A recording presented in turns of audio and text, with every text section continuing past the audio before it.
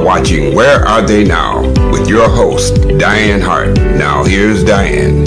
Good evening and welcome to Where Are They Now on Detroit Hot TV. I'm your host, Dianne Hart, and I have the privilege of interviewing Miss Kimmie Horne, an international jazz singer. I have listened to her music. She's one of the baddest young women I have ever heard. Thank you so much for being with me this evening. Oh, it's so good to be with you tonight, Dianne. Thanks for having me.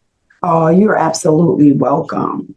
So let's just jump right into the show. Let's talk a little bit about where are you from? Well, I am a native Detroiter, born and raised. I'm from a family of 7 siblings.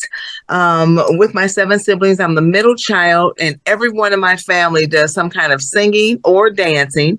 But it's only 2 of us in the family that decided to, go for the music career. Yeah, I'm a native Detroiter, west side of Detroit, and have definitely learned a lot from the whole soundtrack of Motown here in the city of Detroit. Wow, that's awesome. So let me ask you this. You say that there's 2 of you, and I know one was your great aunt, the one and only Miss Lena Horne. Yes, yes. Also, you had an uncle that was a part of a group. Yeah, he did. My Uncle Cleveland, whom I was really close with. And because in terms of age, I mean, he was still of age to where I can talk with him and saw him at family reunions and actually went to several of his shows. But he was a member of the Fantastic Four, which was one of the earlier groups of Motown.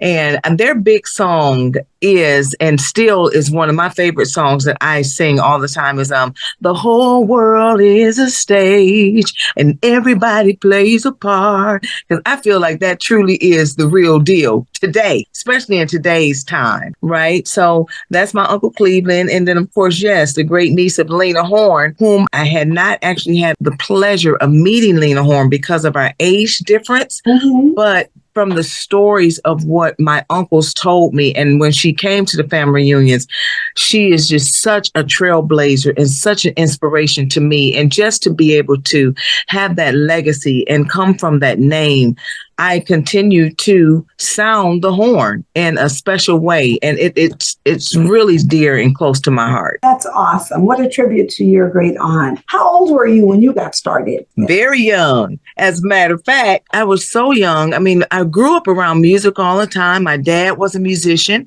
My dad also was an amazing drummer, but he was a carpenter as well. So as we all grew up, even as little kids, all 7 of us, as we grew up, my father would really transform our home into a recording studio. You know, literally, you walk into the front door, you walk into a reel-to-reel. I know you remember those, right? I do. And we had drum set, guitar, amp, keyboards. And because we grew up around music all the time, it's like the music really had seeped into my soul. Fast forward, as I started going to school, and especially when I went off to college, music was the last thing I wanted to do because I felt like it was always around. I really didn't understand the dynamics of that. As I grew and as I got into the music, I started to really realize how it was a calling for me. So when I came home for college, I went to school to be a journalist, to be an anchor woman. That was really my ultimate goal. And I came home one semester, and Dianne, I tell you, my oldest brother was singing, and he said, Kimmie, come on into the studio. I just want you to sing background on this song. Lo and behold, first time in a real studio, and the writer was a major writer. He was a writer for Stevie Wonder,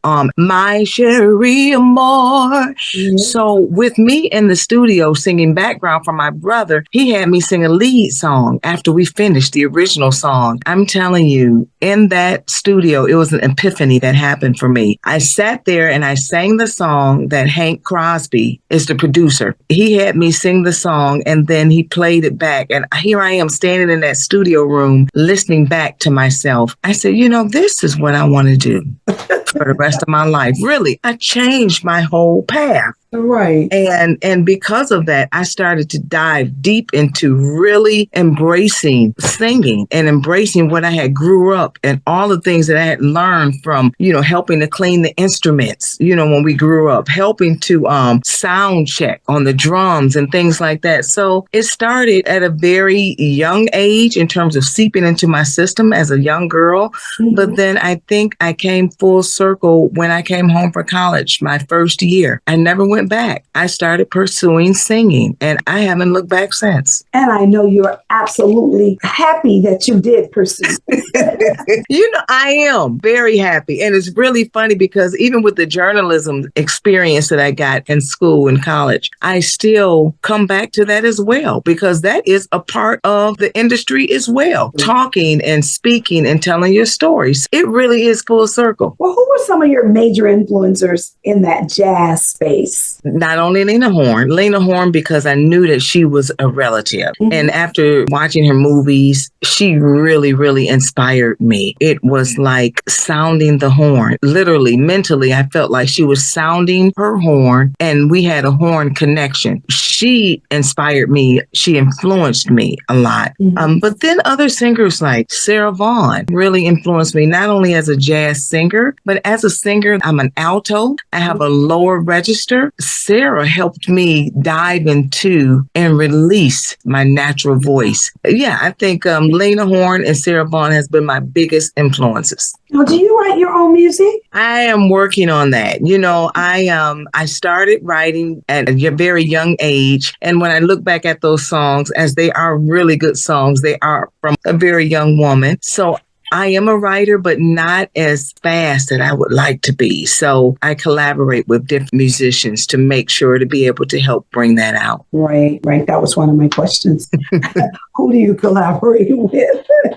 Yeah, amazing musicians. I have an amazing band. My keyboard player, who is my musical director, Maurice O'Neill, he's an incredible musician. He has a great ear and he has that world experience of traveling, and he brings all of that to the table. So I really like to collaborate with different musicians and singers in the industry with good spirits. Important. It's so important. It's all about good energy. And I feel like if we can't start from being in a good space, it starts there first. I think that's even bigger than the talent, to be honest. I think so too. Well, we're going to take a break and we're going to listen to Black Coffee, and we will be right back.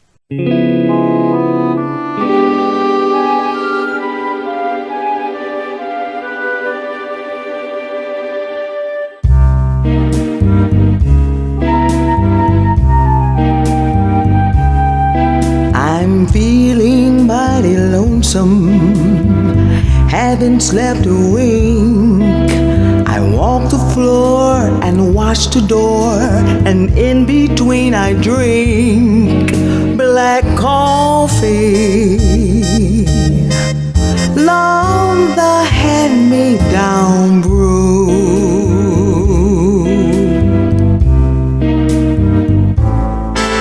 I'll never see a Sunday in this weekday room.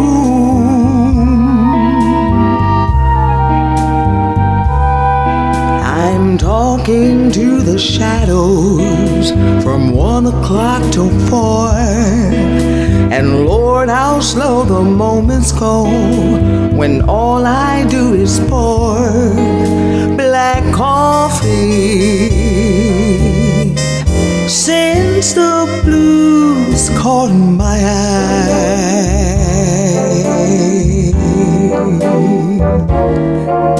I'm hanging out on Monday, my Sunday tea is too dry.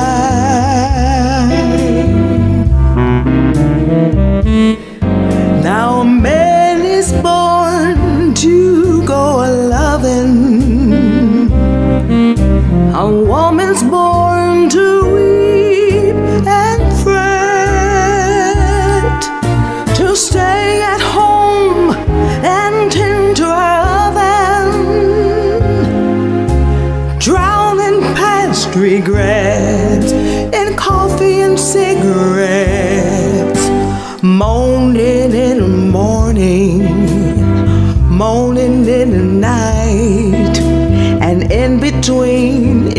nicotine and not much hard to fight.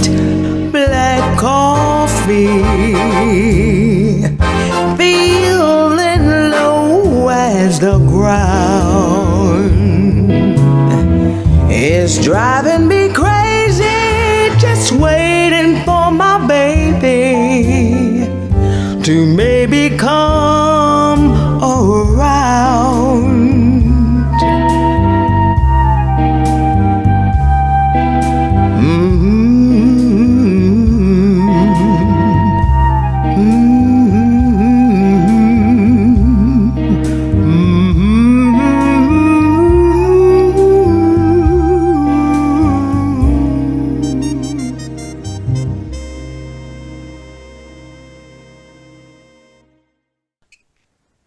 Wow, what a bad jam. I want to welcome you all back to Where Are They Now? I have the pleasure of interviewing Miss Kimmie Horne. I am so excited to have you on. Let's talk a little bit about what inspired that song, Black Coffee.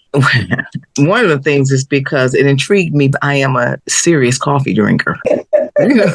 And I drink my coffee black. That really is one of the reasons why it's like black coffee. I'm looking at song titles. And then after I listened to it, the version that I listened to was a Sarah Vaughan version. Again, she tapped into my soul, deeply into my soul because of her rich, warm tones. And so I wanted to approach that song. That was one of my challenges to myself, to really dig deep. And that's how I chose that song.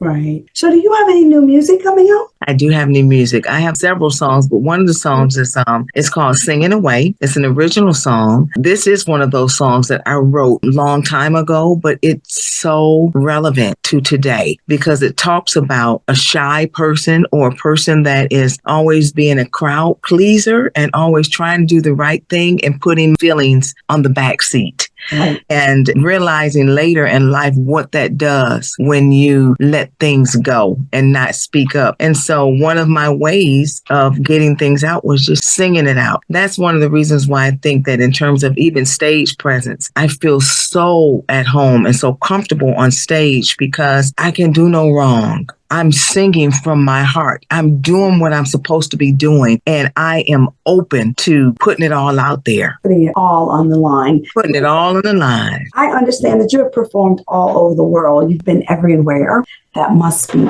awesome to be able to do. Yes. I can only imagine some of the people that you have met along that journey. Are you touring right now? I have been touring. I put it on hold for a moment because I'm continuing to work on my jazz festival. I launched my own Kimmie Horne Jazz Festival in 2016. And when I did that, it started out as a one-day festival with 6 musicians. It was born out of the necessity of me just wanting to share the stage with some of my musical peers that I've always wanted to share the stage with. And so I said, the best way to do it is just to have my own festival, bring in my own sponsors, create my own funds, pay the artist. My traveling all over the world has really opened me up to be able to say, I think I'm going to create my own festival. And I want to have my own unique theme to it. It's like a boutique festival. Some of the world festivals that I've had the great pleasure of performing all around the world, especially in Asia and Europe, some of these atmospheres are just incredible. When I came home, it's like I wanted to put stake in the ground and have my own. And now it's grown to, it's 8 years now. It is an award-winning jazz festival. I've already had one international artist that I brought in from Kyoto. I have a national artist that I've brought in from Chicago. So it's growing. It's a 2-day festival now with 10 amazing performers. That's coming up August the 9th and 10th. I was just about to ask. It's going to be in the city of Southfield, which is a major city in Michigan. And we had over 20,000 people last year for the whole weekend. Wow. Oh, man, how I wish I would be here. I know, right? We would definitely welcome you in as our VIP. No, I want to make sure I'm there. I won't miss next year. I promise you that.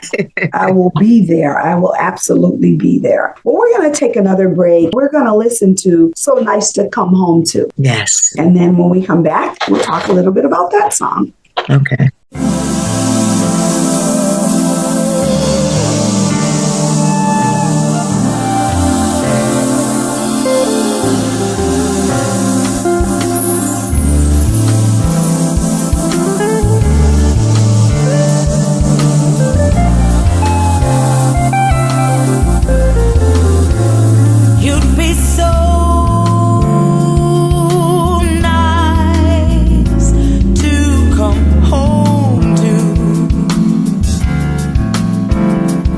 You'd be so nice by the fire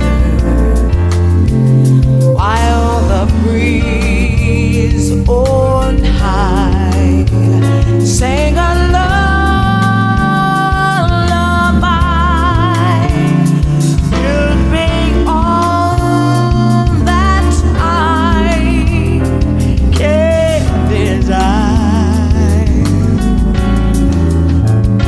Under stars chilled by the winter, under an August moon burning above, you'd be so nice. You'd be paradise to come home to and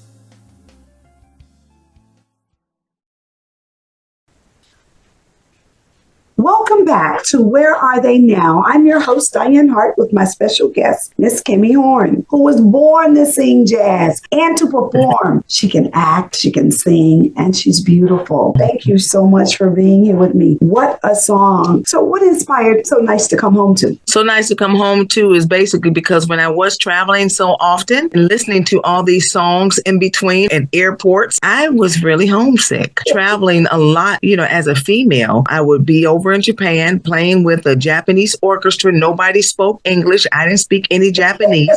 You learn a lot about yourself and you learn a lot about your upbringing, and you learn that a lot of times you're out there on your own. So because of that, I had to do it. It was opportunity in terms of real time. It really was some challenging times being away from my home. So that song hit me one night and it's like, I need to record that. It'd be so nice to come home to. Oh my gosh. And there's nothing like being home. Yeah. So let me ask you this. When do you think you're most inspired to write something? Late at night, early in the morning, driving the car, walking? When I'm driving, I'm inspired and ideas just come to me. What do you think? For me, we have a boat. Go to the boat and it's something about sitting on the water.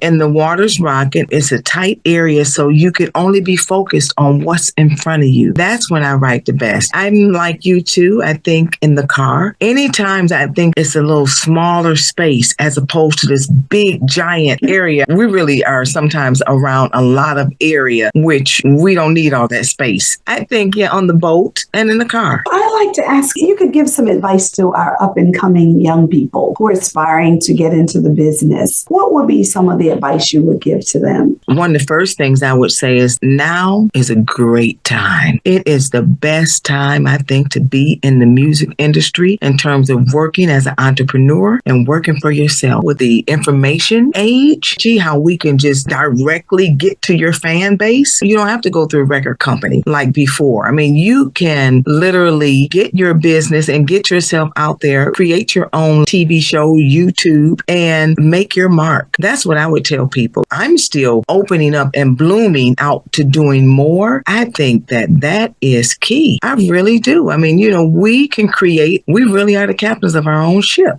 And now with this technology and these phones and these iPads, we can create it. So to me, it's like learn as much as you can. Keep feeding yourself positive and optimistic things. It's a lot of people that are doing some amazing things out here. Tap into those folks and be inspired and believe in yourself, even if nobody else does. That's key. I believe that. And when we talk about the business side of the entertainment business, do you suggest they have an attorney to review a contract if they did indeed want to do something with record labels? Or Absolutely. I do think that you should have a professional, an expert, look at some of the contracts that you sign. It's nothing like having that support system. And you definitely need that in place. There's a lot of information and a lot of loopholes that you can get through with just the internet. It's out there. That information is available. And depending on how our perspectives is and how our mind is in terms of determination and what we want to get, we can get it. what platforms can your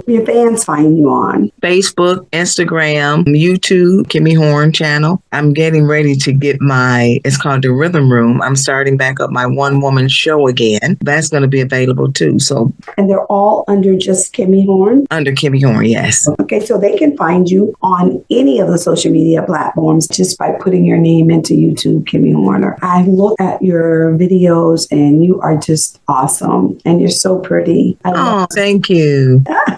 Hey, you have the whole packet. Voice is just fabulous. You have it all. Oh, Sing, can you teach me?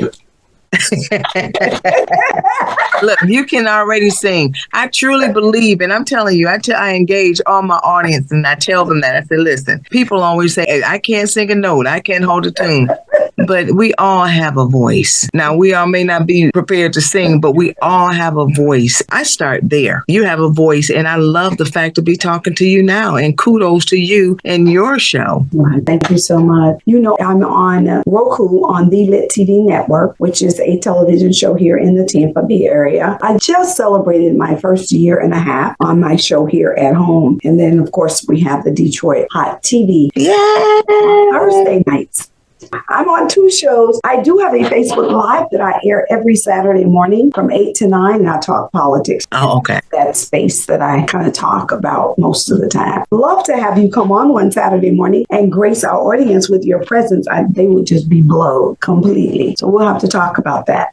All right. Absolutely. I want to thank you so much for allowing me this opportunity to allow people to know where you are now and what you're doing. I'm sure you're performing a lot around Detroit. You have any particular places that you're going to be soon that you like people to come and check out your shows? Yes, I'm really proud of the fact that I am the ambassador for Avis Ford. It's a Ford dealer. It's an African-American owned dealership. I am performing the first Juneteenth celebration on the 19th, and I'm really, really happy and proud about that because after talking to the general manager, he really wanted my input in terms of the production of it. And so I'm really proud of that coming up June 19th along with my jazz festival. Oh, that's awesome. Of course, I'll be home on the ground there. I have probably 5 Juneteenth events that I have to attend to say hello to everybody. But I just got back from D.C. from a Juneteenth event that was held at the White House on yesterday. And it was a concert. They had so many performers. It was crazy. Patti LaBelle and Fresh, Gladys Knight.